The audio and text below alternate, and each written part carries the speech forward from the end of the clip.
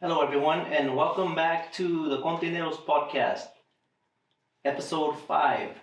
Today, my guest is Anthony Cordero. Hello, Anthony. Hola, ¿qué ole? What's up, people? Also known as Veil Smokes, huh? Yes, sir. Yes, sir.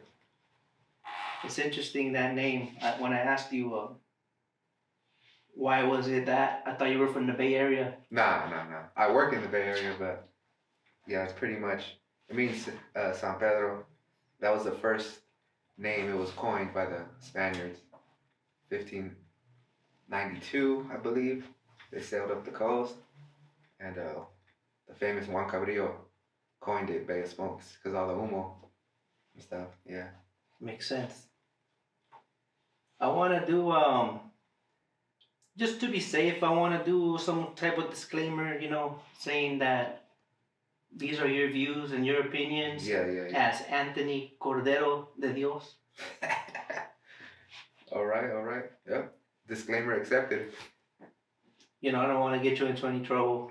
And yeah, so tell us a little bit about yourself. Introduce yourself. All right. Well, I was born and raised here in San Pedro, and I grew up my whole life here, man. Just watching the bridge and watching the cranes and watching all of desmadre here, and it's pretty much like a little coal mine town. So there's only one thing to really shoot for if you don't make it in school, So le tiré al puerto y por fin entré, man. Gracias a Dios. And yeah, my parents are both from Nayarit, so I'm first generation here. And that's pretty much it, man. Just a little Pedro kid. Nice. Was it hard to get into the port stuff? Oh yeah, man. Bien difícil, man. Especially when you don't have a palanca. It's pretty much impossible. It's not impossible, but it's damn near impossible. Feels like it. It's like it was rough, man. It was rough. But it's like it feels like it's so close, but it's so far, Because it's literally right in front of your face. You drive by it every day? Yeah, and I'm over here 3 miles out working at the off dock, getting slaved and stuff. But what's an off dock? Off dock facility is like the ILWU doesn't have jurisdiction over that piece of land, so technically the companies are able to pay you what you want, and it's non-union, and yeah, man, that's pretty much off dock. It's everything outside the jurisdiction of the puerto. So Kind of like an internship, sort of? Nah. If you're getting paid? Nah. It was on paper, like, hey, I was at the off dock, you should hire me. Yeah, pretty much. The off dock is everything that the puerto does except unload the ships. So okay. It's everything but the cranes, But we're there moving boxes, we're there fixing chassis, fixing reefers, gensets, working on power machinery, and that's everyone refers to it as the off dock. So. So when you see people in the port, when you actually have your twig and you go into the terminals, you see the roto guys. If it's a guy's first day there, it doesn't technically mean that it's his first day doing that type of work then. I mean, if he had a sick palanca and he got hired like that, then technically it is his first day doing it, Yeah. But they usually hire people with experience, Is there like some politics in there? Like, who has the palanca? Oh yeah, of course. Does it suck to go in with a palanca or? I mean, what would you do if you had a palanca? You would have took it, right? Yeah, but I would have put in the work, and I would not want to make the palanca look bad, because that happens a lot, For those that don't know Spanish, the palanca is like the plug. The plug or the hookup. Yeah, but yeah, I would want to go in there in tip top shape and know the whole program instead of being like a new booty and stuff. I know people that have palanca and it wasn't for them, they didn't like it and they quit. And I'm like, bro, you were given this opportunity to make a decent life and an honest living, and no lo que hiciste. Like, I get it, it's dirty, breathing in fumes, it's not for everybody. I get it. But something about being handed a thing or an opportunity so easily, it kind of makes people not value it as much, maybe. Man, I'm thankful every day. Shit. What's that Chalino song? He's like, aunque sea pobre, soy agradecido. I went through that, so I'm grateful every day, man. Grateful. So how did you get the job exactly, if you don't mind? All right, so Like your little timeline, like. okay, so it went down like this. So maybe it was like 2012, 2013. They're like, hey, están agarrando mecánicos en el puerto. Go get your welding certs, go get your certificates, whatever you need, and send in your resumes, and they'll pick you up. And we're like, oh, okay. So it was a race. It was a race to get in as a mechanic. So went to Harbor Rock here. I was born and raised in San Pedro, so Harbor Rock had a welding program. How old were you at that time? I was 23, I believe. Yeah, I was 23. And I just went, got my welding certs, did the school, learned how to weld some stick, 70-18, learned how to use the cutting torch. You know, got exposed to fumes and got used to it, you know. And after that, after you got the certs, a buscar un jale, man, that's similar to the port. So I went over. I used to work construction with my dad. So one day we were like deep in Wilmington, like deep in the east side, and we're driving down Eubank. And I used to hear all these terms like, oh, they're chassis mechanics or reefer mechanics and this and that. And we're driving down Eubank right there before you hit PCH. And I see the stacas, the chassis, like bam, bam, bam, bam. And I saw containers stacked up. You're like, that looks like work. And I was like, okay, that's what chassis is, okay. And I told my dad to stop the truck, and I jumped out, and I went in there. It's called ICE, DPE. Oh, yeah. Right there on Eubank. I've been there. Yeah. And I straight up went to the owner, Antonio. He's still out there. Shout out to him. And I asked him, hey, señor, ¿tienes trabajo? Quiero aprender a trabajar en chasis. And he's like, oh, okay, ¿sabes soldar? And I was like, yeah, of course. And he's like, oh, okay, no tengo trabajo de chasis, pero tengo trabajo de containers ahorita. And I was like, if you could promise me, you know, like to get me to chassis, I'll do it for you. And he's like, okay, regresa el lunes. So I came back on Monday, and he had me chopping containers to scrap, man. It was rough, man. It was rough. We were recycling the steel. He had a bunch of scrap containers. We would just torch them to nothing, to little laminas like that. Boom, boom. That's the size he recommended. Did you cut it too? Or? Yeah, because you could fit it into the recycling bin. You know that recycling bin? So we'll scrap them down. I did that for like about 2 or 3 weeks. And it was rough, man. Breathing all those fumes and stuff.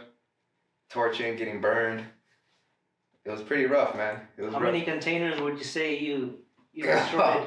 Man, a lot, man. He almost broke me, that guy that was back there, Armando. Yeah.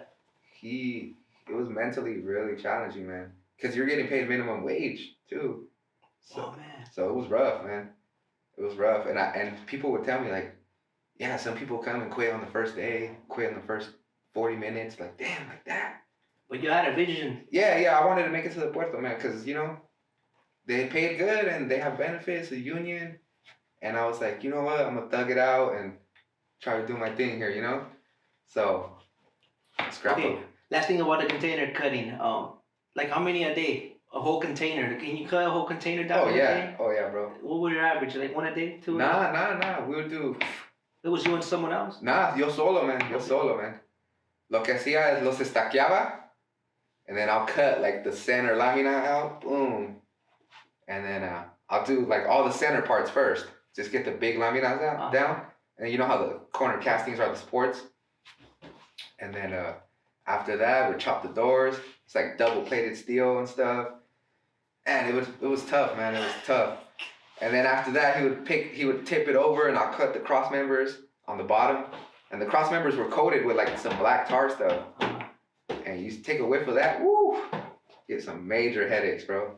Yeah. And we'd do 20s, 40s, 45s, lo que sea, man. Whatever he wanted to get rid of, we'll scrap them down. I know those memories kind of piss you off a little bit, but yeah, and then stop hitting the table because I could hear it. Oh shit, my bad, bro. Getting excited, bro. And the tornillos too. We'd have to chop the heads of the tornillos from the wood. You know how the wood on inside the containers? Yeah. It has the tornillos. So you go in there, you chop all the tornillo heads off. Bam, bam, bam. And then he'll come in with the heavy lift and just smack the wood. The wood will pop out. And, it's a process. It was rough, man. It was rough. It was rough. And after that, he knew I was with the program, and he's like, okay, vente, güero, quieres aprender a soldar containers, this and that. And he gave me a chance, and I ran with it, man. We were modifying containers, putting in doors, ACs, Nice. ventanas, making custom little 15-footers, all kinds of stuff. If you still got palanca there, I'm gonna need a piece of container because I want to make a miniature container Okay. to put on the wall, Okay. and then put a sticker on it Simon. that says Containeroz. Yeah. Kind of make it look like a steamship line. Yeah, You know what I mean? yeah. But a mini version? Yeah, yeah. Yeah, man. Just throwing it out there, you know. Yeah. never And know. shout out to Armando and the Cheveria family over there putting it down. Hope they're doing good wherever they are. Yeah. Nice. Well, being in that field around containers and chassis, it's obvious you spend time around truckers. So has working around truckers sparked any curiosity about that field or? Yeah, I didn't really start making contact with truckers until I jumped to chassis. And I never got it at ICE. I ended up quitting after like almost a year. I was like, you know what, Yastuvo, he's not giving me the chance. Boom, I went to Long Beach Maintenance and Repair, Shippers, the old Sepulveda yard. I don't know if it's still there or not, because I know they moved out, they a bunch of stuff. I'm over here dropping names and shit, but you think it's cool or what? If it's cool with you. It's cool with me, yeah. And what was the question about the troqueros? Yeah, has working around them sparked any curiosity, like Oh yeah, man. about that industry or? Oh, of course, man. I would always talk to them. I remember one time I was over there having a bad day, and this troquero came up to me and he showed me his check for APO or something. It was like $3,000, and he's like, "I made this in 1 week." I was like, "Damn, for reals?" He's like, "Yeah, man. I've just been hustling. I'm over here making $300 a week, and he's over here making 3,000." I thought about it. I was like, "Man, maybe I should be a troquero." But I met a lot of good troqueros here in the harbor area, and big shout out to them. You know, without them, the world wouldn't move. You know, technically, cargo wouldn't be pushed out. And hey, man, it's all everybody works in sync. You know, they're my friends. I'm their friends. You know. That's nice of you. I wish more thought like that. I mean, don't get me wrong. You know. There's some assholes too in our field. Some assholes. Yeah. But Yeah, but that's humans, no? Humans are complicated sometimes. at the end of the day, man, it's a raza, man, and everybody's trying to get by, and it's a raza, man. I'll help them out, whatever you need help, bro. This is my job. I'm getting paid to do this, and you're getting paid to do that, but you need my help to make your job a little easier. It's all gravy, bro. I'm getting paid, It's not like I'm doing it for free. I hope that guy that shared his 3K a week gave you the other details, if he was a owner operator or Nah, company driver. nah, he was just some random guy. I don't know. I didn't ask too much, but he's just probably just trying to floss on me or whatever. But the numbers, they come with expenses, Yeah, I figured. Yeah. Well, I hope he's doing well as well, wherever he is. Yeah. Hey man, obviously I met you through Instagram at first when you posted that photo of you banging out that landing gear on the chassis. Yeah, the and mount then- box? Yeah, you allowed me to share it. And then ever since we chopped it up every now and then. Yeah. And I noticed on your profile that you're into jiu-jitsu. Yeah. What got you into that? You got bullied as a kid or what? Nah. I just let me see. I graduated high school 2010. Yeah. I saw somebody fighting. It was like a fight, whatever. And this guy took him down and he started punching him, and he slapped on a triangle, and he swept him with the triangle to the mounted triangle, and he started socking him out while he had the triangle locked in. And I was like, wow, man, that was pretty amazing, dude. Like, what is that? And he's like, oh, that's called jujitsu. Jiu-jitsu? Yeah, I'm like, where'd you learn that? He's like, oh, from the video game. From the UFC video game back. What? Yeah. And I was like, oh, man, for real? I was like, man, that's interesting. That's interesting. That was pretty, like, it looked pretty cool, man. This was 2010, so it was still kind of underground, I mean, I would consider it still underground, but it's pretty more popular now because of the UFC, and it's relevant. So one day I'm just walking to my grandma's house, and I look to my left, and I see this building, and it says Jiu-Jitsu. And I was like, oh, okay. So I walked in there and talked to the instructor and got the ball rolling, and then never looked back since, man. Been training for like 10 plus years already.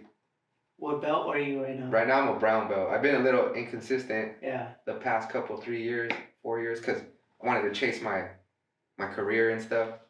So I kind of fell off, but I didn't fall off, but I just slowed down, you know, and started worrying about my money and stuff, you know. It's muscle memory based, right? A lot of it. Yeah, it's like muscle memory and technique and angles and just reactions. You got to get like certain reactions from people to do certain things. It's like a path you follow, you know? You have your moves. These are your moves. They react a certain way, so you already have the way you're going to counter to the counter. And it's pretty interesting, man. It makes you tough, you know, and like it makes you unbreakable, because you be like, okay, like they make you do this at work and you're frustrated, this and that, and you just go back and you think like, man, I remember I was training with homeboy weighs 300 pounds and he's a purple belt and he's just suffocating me and I can't breathe and I'm literally gonna vomit from this pain. And I go back and I think about that. I'm like, man, if I could endure that, I could endure anything life throws at me pretty much. So I used it as a tool, you know? There's white belts out there that can kick ass as well, right? Oh, yeah. There's like tiers, you would say. Like, yeah. There's a white belt, obviously, your first weekend, and a white belt 2 years. Yeah. What stops from that next promotion? Like, how? It's up to the instructor?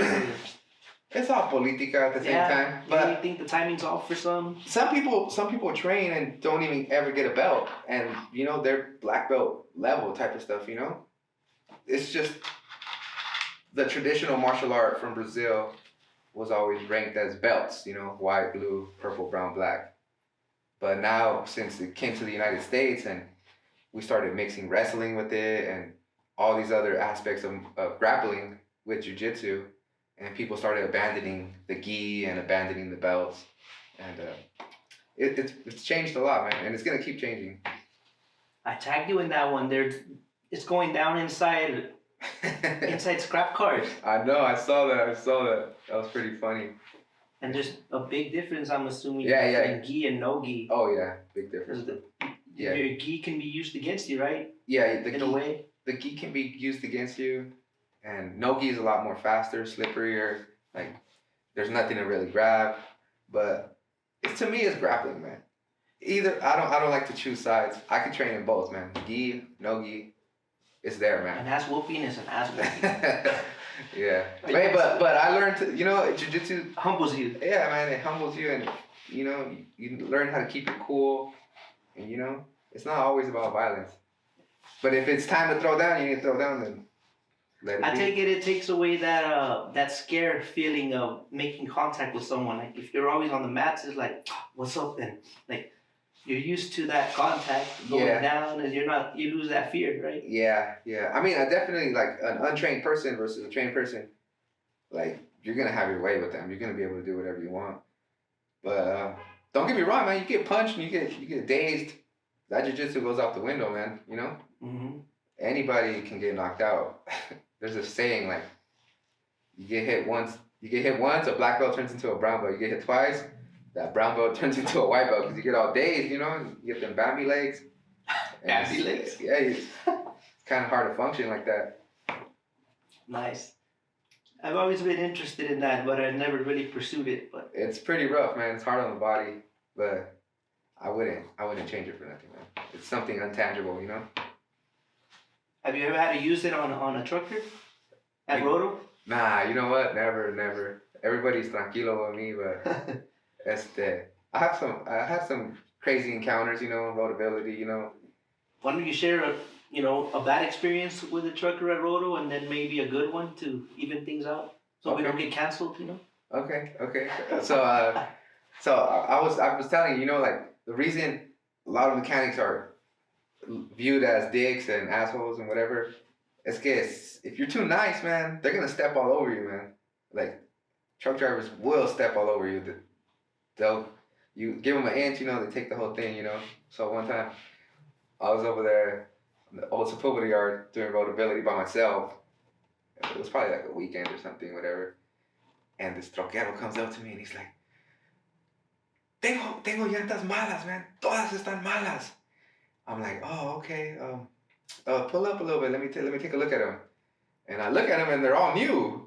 They're all new, but they were recaps. Oh. And he's like,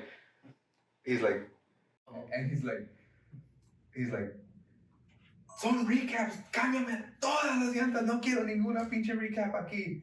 And I was going far away. And I was new, and I was like, hey, señor, están nuevas las llantas, like, they're brand new, bro, they're just recaps. He's like, quítamelas todas. And I did it for him. I did the bottle for him, man. I jacked up the chassis, whatever, changed all the tires. I let him personally pick out the tires. Oh, man. He picked all original tires and slapped them on for him. And it was tough, man. And then This the is line. when you were a rookie in it, right? Yeah, and then the line got long. Like, really long, bro. Now you see why. And I'm like, oh, fuck. And I'm over here stressing. And like, one of the studs broke. And I had to, like, oh, man. extract the stud. And Where was this again? over at Shippers, man. Oh, that line gets long. It gets all fucked up. Yeah, and I was by myself, too, man. It was probably like a weekend or whatever. Oh, man. And, it's, you know, that's the type of situations where you're like, you know, you're under pressure. You got to execute. But that kind of exposes something that I heard, that there's a limit to how many tires you could change. Or you got chewed out after that? There is. No, I didn't get chewed out because we had the green light on WCCP. Oh, okay. It depends on the line. Yeah, because we were SSA's off-dock facility. So whatever SSA needed to their chassis, we had the green light. We could run up the bill, boom, as much as we wanted. Run it up. But like FlexiVan and DCLI and a track, we had a tire limit and we had a budget pretty much. Or it had to be estimated. If it went over the budget, it had to be estimated and approved. But yeah, long story short, I changed all the tires for him and I was like, I hurt my back doing it too, and I was just like, man. And I was like, man, screw that shit. I'm gonna start saying no to people and stuff, you know? Damn. Yeah. You say thank you? Nah, he didn't say thank you, man. He fucking bummed out. Like, you should do this. That's your job, homie. I lowered the jacks. I'm like, okay, maybe he'll give me a Gatorade or something. And I was like, okay, listo, señor. No, esos güeyes ganan bien. No le voy a dar un pinche Gatorade. Yeah, fuck that shit, man. And the worst part is, we used to use the heavy fucking 1-inch anvil gun. It's like big ass fucking pistola, man. That shit's fucking heavy, man. We call it the backbuster. All right. It blows people's backs out. But not in that way, but you know. Shit. And then got a couple more stories. Let me see. One time we were taking long at roadability and this truck driver gets out and you could tell he was on drugs, but Allegedly. yeah, allegedly. He lopes up to us and he's like, I'm about to beat your guys' ass. You guys need to hurry up. And we're over here like, we're models, you know? We're models. And we got these grown-ass men coming up to us and stuff. And sometimes we would get scared, you know? Like, damn, this was crazy, this and that. Like, what if he pulls out a big-ass machete? Because we'll hear all these stories. Like, one time this guy pulled out a machete, this and that. A gun. Yeah. Yeah, see, pa que veas. De todo se ve. And then he's looking up on us hard, like, and I'm just like, man, fuck. Like, I'm trying to be nice and stuff, and he starts like banging the signs and stuff. There's like signs there that say like, turn your truck off and you know, pull your brake and stuff like that. And he starts like banging them and shit, like, he's going crazy. And finally my lead, he gets him to calm down and gets him back in his truck. And he pulls up and we take care of his truck, whatever. And I told him like, hey bro, like, don't be acting like that. We're gonna have to flip you next time if you do that. And he's like, you're gonna flip me? And I'm like, nah, I'm just saying we would, but you know, just take it easy, bro. Like, we're here to help you. And I ended up getting a little argument with him again, and I forgot. Oh, I said vete a la verga. I told him vete a la verga. He's like, what? And he started doing this to me and this and that. Like, he told my lead man too, like, he told the people at Shippers actually, hey, that mechanic's over here cussing at me, this and that. And they had a little talk with me. And after that, I started just like, okay, I see how people are here. You know, I gotta ignore them or, just like be tranquilo, I can't lose this job.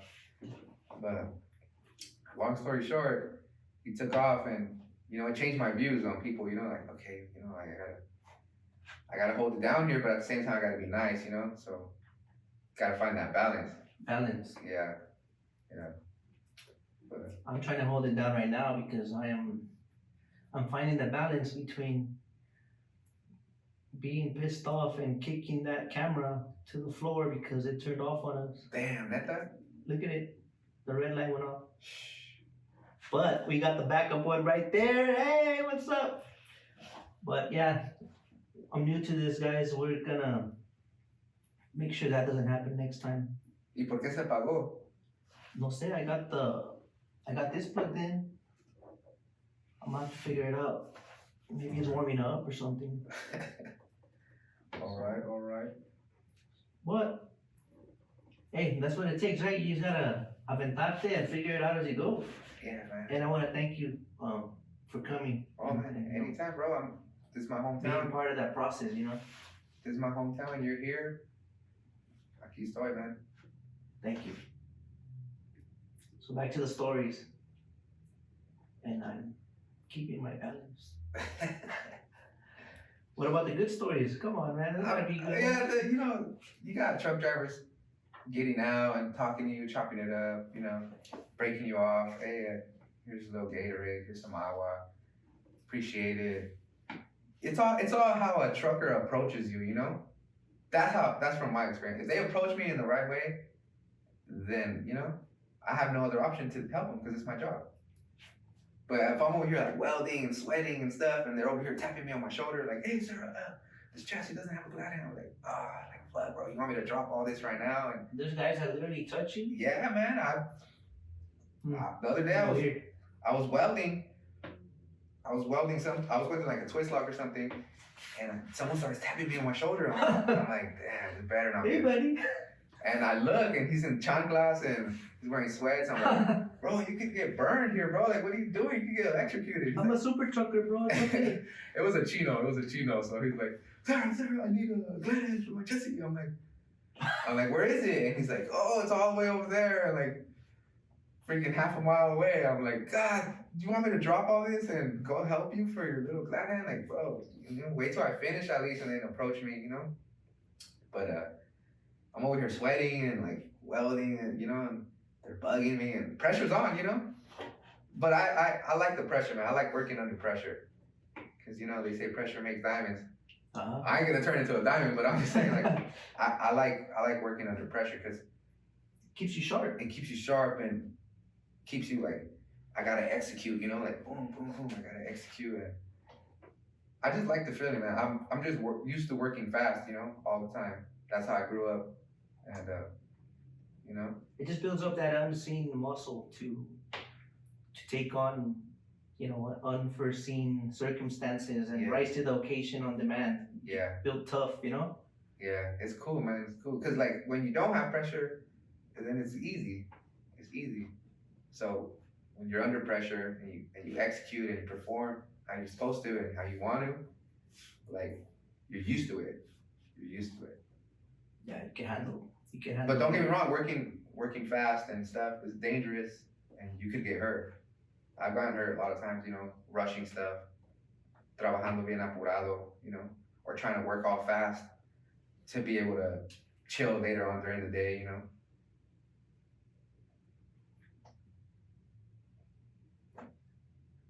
But Then so that sounds like a bad story. oh yeah, I went astray. That's like a third. Because we went astray. As soon as I get the vision of chanclas approaching, I don't see it like a good story. Chocolates and dirty sweats. Yeah. So you got a good story about a trucker experience? Yeah, man. There's more good stories than bad stories. I'll tell you that, man. But a lot of the good stories are just like, hey, they come out, they chop it up with you, break you off some Yeah, like you food, said. Yeah. some- Okay. you just chop it up, get to know them. They come by, you see them more often. They turn into your friends. And you just chop it up. You service them like, bam, like, okay, ¿qué ocupas, amigo? Whatever you need, homie. Like, you build that relationship, as opposed to like someone being rude to you and you know them and they come back and you're like, oh, that guy was rude to me, so F him or whatever, you know? So it's true. I knew it. Yeah. People remember that shit. I think the ego and stuff it has a big role in your actions. Yeah. And sometimes you know damn well that you could have got away with something, but that guy just hates your guts and he's gonna all of a sudden do everything by the book. Yeah. Just for you, because you fucking were a dick last time. I mean, there's been times where someone's a dick to me and they come back and I'm like, oh, now you want to be nice, huh? Sir. And I'll be like, you know what? I'm gonna flip you. I'm gonna do this. I'm gonna do that. I'm just kidding. I'm just trying to get a reaction out of them. I'm really not gonna do it. But I just want to see like the reaction. Like, you know what? That one time I was in a rush. I'm like, I'm sorry. I'm like, that's all great, bro. You know, I'll help you out, bro. Or if they jump the gun and show their true colors, well, fuck you then. Then you know that they know how they really feel, anyways. I mean, it's all. I don't get offended, man. I learned to not get offended and be like, you know, it is what it is. I get it. You gotta make your paper. And after a while, the job gets easy, man. The job is easy. So if you need something, I got you, bro. I got you. Yeah, there's times I learned through experience. Obviously, the way you treat people, they'll treat you. Yeah. Most of them. Some are just miserable as fuck, and then once you get that in your head that it's not you, it's them, then you can go through that experience in a much smoother way. Like, oh, this was just miserable. Oh, you know, dale por su lado. You know, just oh yes sir, yes. Yeah, sir. I noticed that a lot. And even the most amargado or bitter person, you give them enough kindness and respect, you get a little bit of their good side, and that it trips me out. Yeah, but it shouldn't be like that, man. It shouldn't be like, you shouldn't have to kiss up to somebody to get, you know, it should be mutual, man. Like, boom, you're nice, I'm nice. And a lot of people, you know, are amargos, like you said, you know, they have problems at home. Leave them at home. They like to drink. They're cranky because they didn't get their fix. You know what it is. Mm-hmm. And I don't know, man. I don't know. I'm not that type of person, but a lot of people are just straight up. And karma is real, man. Karma is real, and I believe in it. I believe in it, bro. You treat someone bad, and you live a certain lifestyle, that it's gonna come back to you, man. It's gonna come back to you. And it's not always in the same way, like, oh, because you did this person dirty in this way, I'm just gonna watch out for that. It'll get you in another way that you didn't expect. It's gonna hit you in one big putazo, just boom. Like, here's all the karma that's gonna hit you, bro. And you know. Speaking of putazo, that reminds me of earlier you mentioned that you've gotten hurt. Oh yeah. Injury. So what's the worst injury you've had, and as a chassicero that you've seen and that you've had in the field? I mean, or you heard of injuries? It's building tires is pretty. I mean, it's not that dangerous if you follow the protocol, but those 10-20 split rings are dangerous, man. Especially when they're inflated to the max PSI and the split ring isn't seated right. They call it the ring of death because it could decapitate you. It flies off. So damn. We have a protocol, you know, when you remove tires, you air them down. Both tires. If it's an inside tire and the outside tire is good, you gotta air them both down because it relieves the pressure. So one time these guys were working right together. They weren't on the same page, so I guess they didn't air down the tires. And so when you remove the nuts, like, it goes like this. So when you remove the nut, you're supposed to back it off a little bit, right? Mm-hmm. Not remove it all the way. Just so the clamp has some room and it secures the tire. So when you tap the clamp, boom, and then the clamp hits the nut and it relieves all the pressure around the tire. Okay. But these guys, they removed the nuts on all of them and they didn't relieve the pressure. Okay. So it's sitting with max PSI on the chassis. It was like a separated tire, you know? So it had all the air in it. So it's sitting on the chassis with all the nuts removed and all the clamps are seated. And one of them, they're on the wrong page, right? One of them hits it with the sledgehammer to relieve the pressure, but he didn't know all the nuts were off. Y que la llanta va saliendo, man. Boom, shit went out like a bullet, bro. Jumped 3 roto lanes, 1, 2, 3.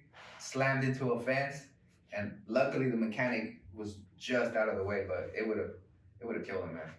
Fuck. And he was in shock, bro. He was in shock. He's still scared to this day to change tires. I'm not gonna mention names, but Is that protocol to do it in a team? Or it's not a nah, protocol because that could happen. Miscommunication? yeah, it's sometimes when you got extra people, you can use 2 people, on the line. And when it's really heavy roto, like heavy traffic, then you need help, whatever. But I don't know, man. But that was really dangerous, and thank God nothing happened to them. And Damn. up in the Puerto where I work at right now, some guy almost got killed by a tire too. Mm-hmm. The rim wasn't seated right. It blew off, hit him in the leg, bounced up, cracked him in the face, and sent him flying. And he almost died too, man. But luckily he's alive and he's good. Scary shit. I mean, it's scary, but you look harmless when you see them rolling down the freeway. Yeah, man. It's just that ring, man. If it's not seated right, it's gonna pop out. It could decapitate you, kill people. There's a lot of safety videos on YouTube and stuff. I'm sure you can find some. The radials are dangerous too, man. Even though it's a one solid rim, the radial tires, but if it rips from the side, they call it zipper ruptures. They usually tear from the sidewalls. They never tear from the top. They always tear from the sidewalls. And when you see them blow, man, those things, it's like a freaking atomic bomb, dude. And they're loud and they go flying too. The only difference is that it's not a ring flying out. Se avienta con todo y la llanta. Because those 10-20 split rings, it has 2 pieces. So the tire goes flying and then it throws out another piece of metal. It's pretty dangerous stuff, man. But, just follow the protocol, take it easy, and you'll be good. Risky shit. Yeah, and a lot of the injuries, it's just back, man. Back, rolling tires, picking up tires, swinging the sledgehammer, stuff like that. Bending over a lot. Squatting, duck walking. Everybody has back problems.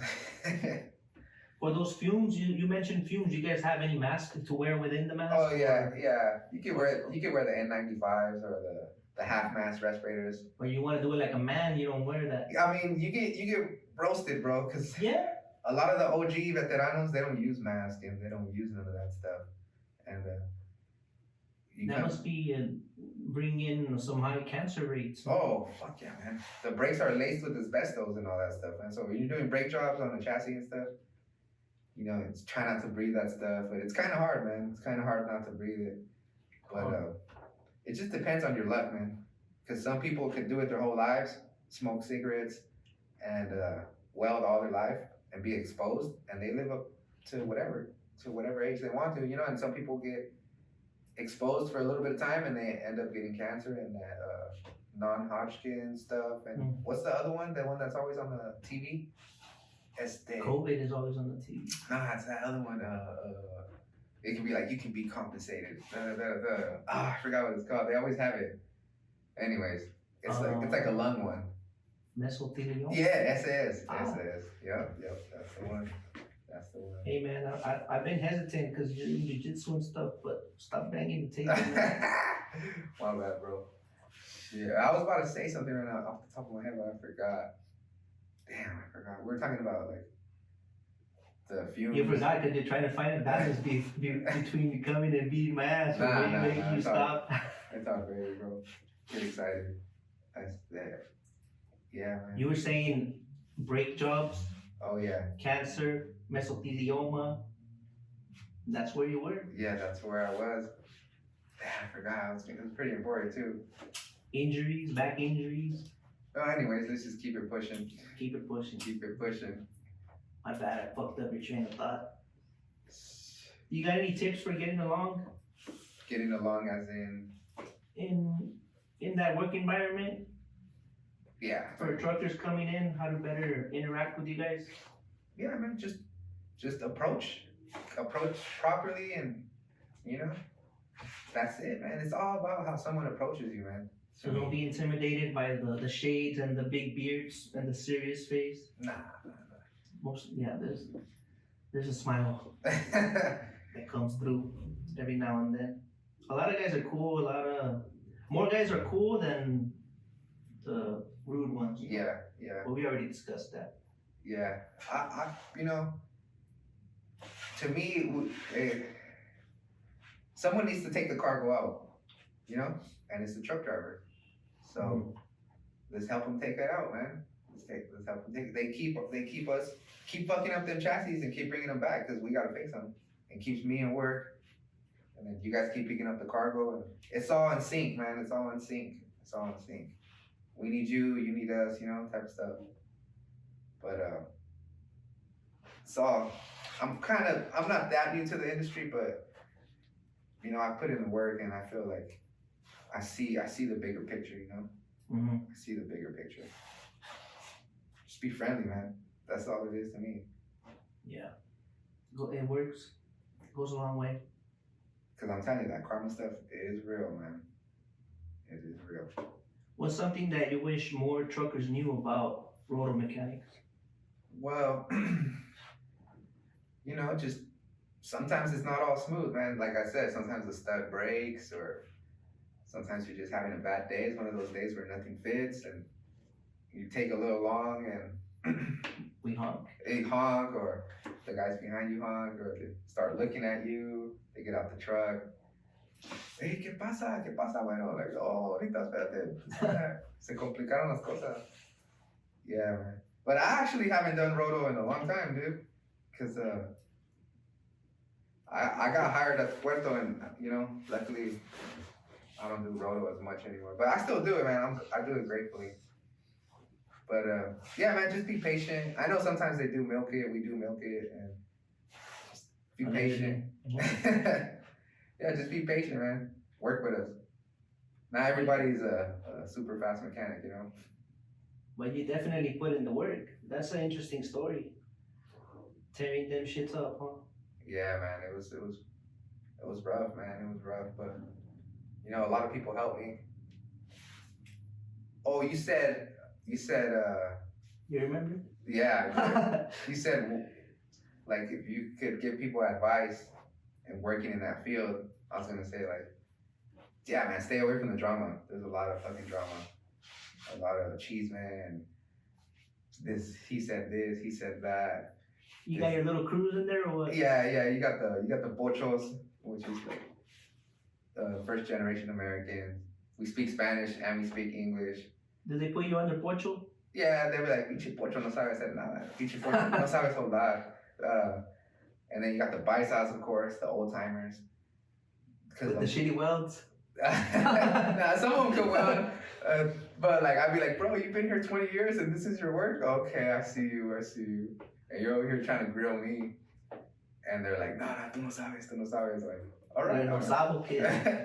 But yeah, you got the old timers, and you got the veterano paisas, master mechanics. They all kick into a little circle.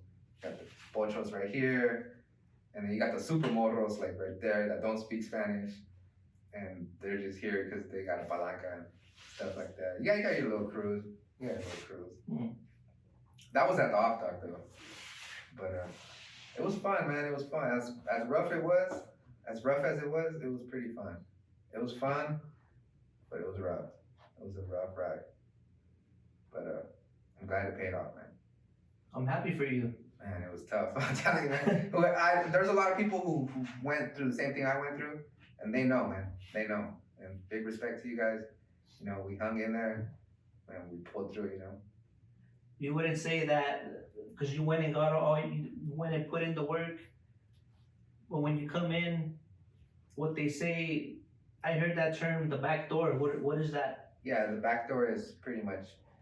Is that the same like palanca or no? No, backdoor. Like me, I'm a backdoor longshoreman. So I got put on as a mechanic. So you get hired from the street. Because what the union is supposed to do is the union is supposed to hire within the hall, qualified mechanics from the hall that are already longshoremen.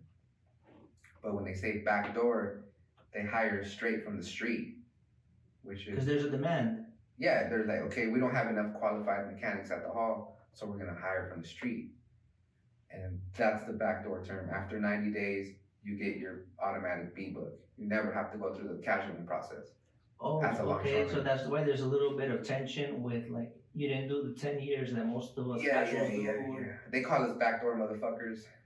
But don't casuals have the same opportunity to go get their certs? So they can They do. outdo you? They even have kind of more because you're already a casual. Mm. You're a casual. Just say there's two candidates, right? And then you're a casual. You have 5 years of off-dock experience, and you have all your certificates. And then you got me, which is not a casual, but I have all the certificates and same thing, but the only thing is you're a casual, so I think they would favor the casual more. Oh, okay. So there's still that, what do you call it? The level of opportunity based on how close you are within that union structure, right? Yeah, it's kind of hard to tell. I mean, it's kind of hard to say, but I'm telling you, man, it's all about palanca now. It's all about palanca. Gotta have that palanca. Gotta put in the work. Some people cry about it and they get it handed to them and then they're out. So yeah, what's all the fuzzing about, right? Yeah, man, it's pretty. Some people, I don't know, man. I just. Well, thanks for sharing your story about how you put in the work to get in there. Yeah, and what most say is the back door, and the back door doesn't seem that easy either. Oh man, it was rough. You're working for minimum wage, and you're doing trabajo pesado, man. Pesado, man. Like literally picking up tires and shit is just heavy. And picking up steel, breathing in fumes, breathing in carbon monoxide. Truck drivers, idling. That's one thing. That's one thing I don't like. When I'm working, and the truck drivers come up to me right next to my mobile, and they're like, hey, they start talking to me, and I'm like, hey, por favor, paga la troca, man. I'm not trying to breathe that shit right here, right now, Yeah. And they don't got the smokestack. The smokestack's like coming out the bottom. Yeah. And I'm like, oh, shit's going right in my face, like, or just back up a little bit, and I'll hook you up right now, or whatever. But it is what it is, You signed up for this job, and you can't avoid the fumes. You can't avoid the bad stuff, You just gotta roll with it. I think some people don't know the structure of how things are. Like they see a mechanic in there and they think that this mechanic is like assigned to everyone. So when you see them, you flag them down. That's not the case, right? Because when you're working on chassis, maybe that's your assignment for that day. Yeah. And you don't really or you're not really authorized to just help whoever comes. No. Like sometimes, because I do mobile now, mostly. So I'm driving around, I get a lot of truck drivers come up to me and be like, hey, I need this reefer unplugged. And I'm like, I'm a chassis mechanic. I'm not authorized to do that. That's not my jale. So I'll hit somebody on the radio, hey, I need a reefer mechanic over here to help this guy out. Even that's a bottom, like you shouldn't have to, right? Yeah, I shouldn't have to. But it's no me cuesta nada, man. Hit somebody on the radio, hey, homeboy needs the reefer unplugged and he needs to get out of here. Let's get him out of here. Let's help him out. And there's been a lot of times where truck drivers bust their hoses and they come up to me and they're like, hey, can you help me out? I'll pay you this. And I'm like, bro, I don't need your money. It depends how they come up to me, and stuff. And if I see them stressing really hard, I'll hook them up with some mangueras or whatever, Yeah, allegedly. Allegedly, yeah. Yeah, that's nice. But yeah, man, a lot of you guys bust their fucking mangueras on the 45s and shit. When you guys turn too hard, boom, start romping on mangueras and shit. Yeah. And they're like, man, what am I gonna do? I gotta go 80 miles and like my dispatcher ain't answering this and that. Like, well, okay, I'll help you out, bro. No se preocupes. Yeah, you gotta have the kit with you. I had the chucho kit. I had a bunch of extra shit for shit goes down. Yeah. You just you cut it and then you connect it. The quick connect. But, yeah, the chucho kit. That's what you call it. Yeah. All right. I have one more question. I think before we wrap this up. If you weren't doing this mechanic job, what would you do if you weren't doing this? If I wasn't doing this, it's pretty hard to say, man, but I'd probably be doing construction with my dad. Still? Yeah, or I would have probably chased jiu-jitsu harder, and try and open up my own academy, or be an instructor for jiu-jitsu. Nice. Or, it's kind of hard to say, man. You just go for what pays the most, But I realize that it's not about that, man. It doesn't really make you happy. What makes you happy is like doing something you really like doing, you know? So what do you really like doing then? Jiu-jitsu, it seems like.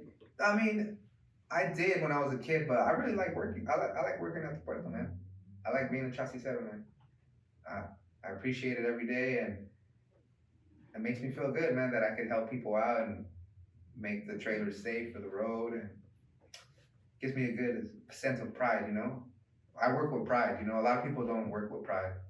They do shitty jobs, or they just try and get them out of there, or they don't want to help people. I'm like, bro, you gotta have some pride, man. We get paid big feria to do this, man. Let's help these guys out. Get paid big feria to do this. Like, let's handle business. Let's keep the job secure, you know? Yeah. And that's why a lot of companies go out of business, man, because people don't want to do the work. People don't want the revenue. I know we're union, but the company has to make some money, you know? I ain't no company man, don't get me wrong. I'll back up the union 100%. Pero we've got to protect the job, man. Don't give them a reason to take that away. Yeah, man. I'm like, bro, we're here to do this, and you're not doing it. They're gonna see on the cameras that they don't need somebody there, and they'd be like, why the fuck we paying for somebody to be there if they're not even doing the job? Like, we don't need them. Get rid of them, type of shit, you know? I'm like, don't give them a reason, like you said. I know I said that was the last question, but now that brought up another one. A couple years ago in Roto, I saw a guy break with the hammer all 4 lights, and they were working perfectly fine. He just did that, bam, bam, bam, bam, filled out his little sheet and all that. You know what I mean? And that guy was good to go eventually. What the fuck happened there, man? I mean, like, we gotta meet our quota. Entonces, you gotta find work, you know? A veces there's no work, man, and you gotta meet your quota. So those probably just faded, old lights. You felt needed new ones. Yeah, pretty much. They could have been faded. They could have been burned out. You really don't know, you know. Allegedly, but you gotta meet your quota, man. You gotta turn in your time. That's one thing that troqueros don't understand about the mechanics. That we have to put out outlet. You know, we can't turn in nothing at the end of the day. You know, we have to turn in some work. Your quota. Because then the equipment providers or whatever, they're always trying to squeeze the most out of it that they can, right? So if they see that you're under the quota, then they'll probably just be a little more stingy, and then there's less money to work with to repairs. That's how we end up with all those chassis that are stacked because repair is not approved. Okay, so from what I see and what I know, we hold on to chassis because there's reefers coming off the ship. So just say, okay, there's 300 reefers coming off the ship that need to go on wheels. So we're gonna hoard these chassis for the ship. So if you see stacked chassis and you're like, hey, I need a chassis, but you guys aren't giving them to me, it could be strictly for yard operations or strictly for the leasing company. So that's one reason. And like you said, when chassis stack up, when they're red tagged, yeah, they're waiting for approval, or we're just shorthanded. There's not enough mechanics to bang out all the work. But that's pretty much it, yeah, man. Everyone's just out here like doing what's best for their job, right? And yeah, cause keeping shit rolling. Yeah, cause you gotta understand the ship is #1 priority. Yeah, that's the terminal's customer. Yeah, some of the truck drivers, they just do chassis hustles. You know, they take chassis to the rail yard, and they pay them $50 or whatever it is. You know, I get it. That's your hustle, this and that. But some days it's not. You can't. You know, there's no chassis for that. You know, the chassis are for the ship. Yeah. They're for the reefers. They're wheel loads. We're expected this many wheel loads, this and that. You know, or we need it for the flip line. You know, we got 150 flips coming in today. You know, we need 150 chassis for the flips. From owner operator to port chassis. You know what I mean? Okay. That's what I see a lot. And you know, I'm not no superintendent and stuff like that, but that's just from what I see. Like, okay, it makes sense why we're holding this because we need it for the ship. All these owner operators are bringing in 150 reefers, so we need 150 port chassis to flip the containers from their own chassis to the port chassis. So they prepare in advance. Yeah, because everybody has appointments. You know how it is. Yeah, appointments. That doesn't guarantee shit. But yeah, man. Thanks for coming. Nah, no problem. All the way from Oakland, huh? Yeah, man.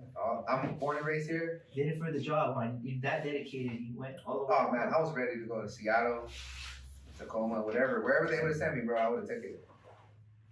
Let me get something real. Oh, go ahead, bro. Let me get something real quick. Yeah. We're gonna start this. I don't want to fuck up this nice ass table. I'm already banging on We're it. gonna. Yeah, bro. You're gonna make my editing job fun.